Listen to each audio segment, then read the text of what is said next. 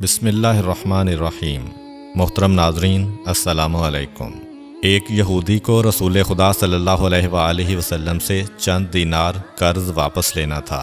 ایک دن آپ راستے میں جا رہے تھے کہ وہ یہودی آپ کے پاس آیا اور اس نے کہا، جب تک آپ میرا قرض ادا نہیں کریں گے اس وقت تک میں آپ کو یہاں سے نہیں جانے دوں گا۔ نبی اکرم صلی اللہ علیہ وآلہ وسلم نے فرمایا، اس وقت ادائیگی کے لیے میرے پاس کچھ بھی نہیں ہے۔ یہودی نے کہا، جب تک آپ میرا قرض واپس نہیں دیں گے میں بھی آپ کو یہاں سے جانے نہیں دوں گا۔ آپ نے فرمایا، اگر یہ بات ہے تو میں تیرے ساتھ یہیں بیٹھ جاتا ہوں۔ یہ کہہ کر آپ اس کے ساتھ بیٹھ گئے۔ جیسے جیسے وقت گزرتا گیا آپ کے صحابہ وہاں جمع ہوتے گئے۔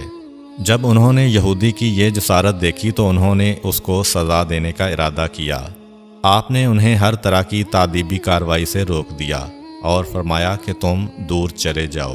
حکم رسول کے تحت صحابہ دور چلے گئے۔ سورج لمحہ بلمحہ گرم ہو رہا تھا اور اس کی تپش سے آپ کو اذیت پہنچ رہی تھی، یہاں تک کہ آپ کے چہرہ اطہر سے پسینہ بہنے لگا۔ اس کے باوجود آپ نے کسی طرح کے غصہ کا اظہار نہ کیا اور کوئی سخت جملہ نہ کہا۔ آپ سارا دن وہیں بیٹھے رہے اور ظہر، عصر اور مغرب و عشاء کی نمازیں وہیں پڑھیں۔ پھر رات چھا گئی۔ آپ نے رات بھی وہیں بسر کی اور فجر کی نماز بھی وہیں پڑھی۔ صحابہ یہودی کو ڈرانے دھمکانے لگے۔ آپ نے فرمایا، تم اس سے یہ کیسا سلوک کر رہے ہو؟ صحابہ نے کہا، یا رسول اللہ، اس کی یہ جرت کہ آپ کو یرغمال بنا کر اپنے پاس بٹھا لے۔ آن حضرت صلی اللہ علیہ وآلہ وسلم نے فرمایا، اللہ نے مجھے اس لیے نہیں بھیجا کہ میں کسی ہم پیمان یا کسی اور پر ظلم کروں۔ جب دن چڑھا تو یہودی نے کلمہ اسلام پڑھتے ہوئے کہا، اشہد ان لا الہ الا اللہ و اشہد ان محمدً عبدہ و رسولہ۔ میں اپنی دولت کا ایک حصہ راہ خدا میں دیتا ہوں۔ میں نے آپ کو اس لیے نہیں روکا تھا کہ میں آپ کی توہین کروں۔ اس ذریعے سے میں آپ کے پیمانہ صبر کو آزمانا چاہتا تھا، کیونکہ تورات میں میں نے آپ کی یہ صفت پڑھی ہے، محمد بن عبداللہ مکہ میں پیدا ہوگا اور طیبہ کی طرف ہجرت کرے گا۔ وہ تندخو اور سخت مزاج اور بیہودہ گوئی کرنے والا نہ ہوگا اور کوئی جھوٹی بات زبان سے نہیں کہے گا۔ اس طرح سے میں نے آپ کو یہاں رکھ کر اس بات کی تصدیق کی ہے کہ تورات نے بالکل سچ کہا تھا۔ رسول اکرم صلی اللہ علیہ وآلہ وسلم مبعوث برسالت ہونے کے 3 سال بعد تک خفیہ طور پر دعوت اسلام دیتے رہے۔ اس کے بعد اللہ تعالیٰ نے آپ کو حکم دیا کہ آپ کھل کر اللہ کا پیغام پہنچائیں اور لوگوں کو خدا کی طرف دعوت دیں۔ ایام حج شروع ہوئے تو پورے جزیرۃ العرب سے لوگ مکہ کی طرف آنا شروع ہوئے۔ نبی اکرم صلی اللہ علیہ وآلہ وسلم کوہ صفا پر چڑھے اور آپ نے بلند آواز سے فرمایا، لوگو، میں اللہ کا رسول ہوں، تم اللہ رب العالمین پر ایمان لے آؤ۔ لوگ آپ کی طرف متوجہ ہوئے اور انہوں نے تعجب سے یہ اعلان سنا اور سب کی خواہش ہوئی کہ وہ اعلان کرنے والے کو دیکھیں۔ پھر آپ صفا سے اتر کر مروہ آئے اور وہاں پر بھی آپ نے 3 بار یہی اعلان کیا۔ جب ابو جہل نے آن حضرت صلی اللہ علیہ وآلہ وسلم کا یہ اعلان سنا تو اسے سخت غصہ آیا۔ اس نے زمین سے ایک پتھر اٹھا کر آپ کی پیشانی پر مارا، جس سے آپ کی پیشانی زخمی ہو گئی، خون بہنے لگا اور آپ کا پورا چہرہ لہو لہان ہو گیا۔ اس کے بعد تمام مشرکین آپ کو پتھر مارنے لگے۔ نبی اکرم صلی اللہ علیہ وآلہ وسلم مجبور ہو کر کوہ ابو قبیس پر چڑھ گئے اور ایک چٹان کے پیچھے جا کر چھپ گئے۔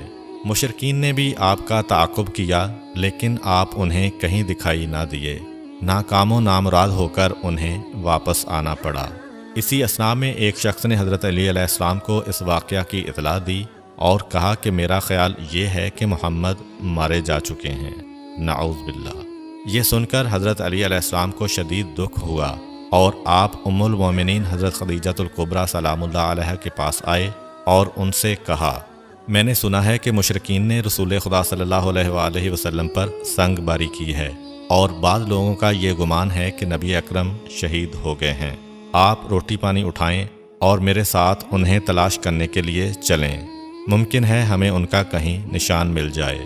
آپ وادی پر نظر رکھیں اور میں پہاڑ کے دامن میں آپ صلی اللہ علیہ وآلہ وسلم کو تلاش کرتا ہوں۔ آپ روتے ہوئے آگے بڑھے اور آپ کہہ رہے تھے، یا رسول اللہ، ہمیں جواب دیں، آپ کہاں ہیں؟ میری روح آپ پر قربان، آپ کس وادی میں بھوکے پیاسے ہیں؟ آپ نے مجھے اپنے ساتھ کیوں نہ لیا تھا؟ حضرت خدیجہ رو رو کر فریاد کر رہی تھیں، کوئی ہے جو نبی مصطفیٰ کی مجھے خبر دے؟ کیا کسی نے انہیں دیکھا ہے جو مجھے ان کے متعلق بتلائے؟ اس وقت جبریل امین علیہ السلام رسول خدا صلی اللہ علیہ وآلہ وسلم پر نازل ہوئے۔ ان کے پیچھے ملائکہ کی بہت سی صفیں تھیں۔ انہوں نے حضرت صلی اللہ علیہ وآلہ وسلم سے کہا، خداوند جبار نے ہمیں آپ کے فرمان کی تعمیل کے لیے بھیجا ہے۔ اگر آپ چاہیں تو ہم اس قوم کو تباہ کر دیں گے اور ان کا دنیا میں کہیں نام و نشان تک دکھائی نہ دے گا۔ رحمت للعالمین نے فرمایا، میں نبی رحمت بنا کر بھیجا گیا ہوں، میں عذاب و انتقام کا حامی نہیں ہوں۔ پروردگار میری قوم کو معاف کر دے، وہ مجھے جانتے نہیں ہیں۔ جبریل امین علیہ السلام نے حضرت صلی اللہ علیہ وآلہ وسلم سے کہا، خدیجہ سلام اللہ علیہا آپ کو تلاش کر رہی ہیں۔ خدیجہ کے رونے نے آسمان کے فرشتوں کو رلا دیا ہے۔ آپ انہیں جواب دیں، خدا کی طرف سے اور ہماری طرف سے انہیں سلام پہنچائیں اور انہیں جنت کی بشارت دیں۔ نبی اکرم صلی اللہ علیہ وآلہ وسلم نے خدیجہ و علی کو صدا دی اور انہیں اپنے پاس بلایا۔ دونوں شخصیات آپ کی خدمت میں حاضر ہوئیں۔ انہوں نے آپ کی پیشانی پر پٹی باندھی اور گھر لے آئے۔ جب مشرکین کو معلوم ہوا کہ نبی اکرم صلی اللہ علیہ وآلہ وسلم اپنے گھر آ چکے ہیں تو انہوں نے گھر کا محاصرہ کر لیا اور سنگ باری شروع کر دی۔ حضرت علی علیہ السلام اور حضرت خدیجہ سلام اللہ علیہا آپ کا دفاع کرنے لگے۔ جب سنگ باری میں معمولی سا وقفہ ہوا تو حضرت خدیجہ گھر سے نکلیں اور انہوں نے چیخ کر کہا، فرزندان قریش، کیا تم سے حیا رخصت ہو گئی ہے؟ تم اپنے قبیلہ کی معزز اور محترم خاتون کے گھر پر سنگ باری کرنے لگے ہو۔ اگر تمہیں خدا کا خوف نہیں ہے تو دوسرے لوگوں کو اپنے اوپر ہنسنے کا موقع نہ دو اور اپنے لیے ہمیشہ کی ذلت و بدنامی تو نہ خریدو۔ جب مشرکین نے حضرت خدیجہ سلام اللہ علیہا کی گفتگو سنی تو ندامت کے مارے ان کے سر جھک گئے اور وہ شرمندہ ہو کر اپنے گھروں کو چلے گئے۔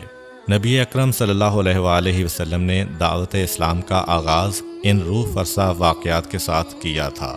آپ پر کروڑوں سلام ہوں۔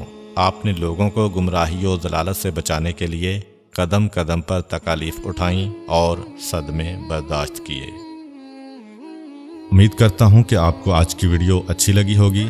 اگر آپ کو ہماری ویڈیو اچھی لگی ہے تو ویڈیو کو لائک کریں اور مزید اس طرح کی ویڈیوز دیکھنے کے لیے ہمارا چینل سبسکرائب کر لیں۔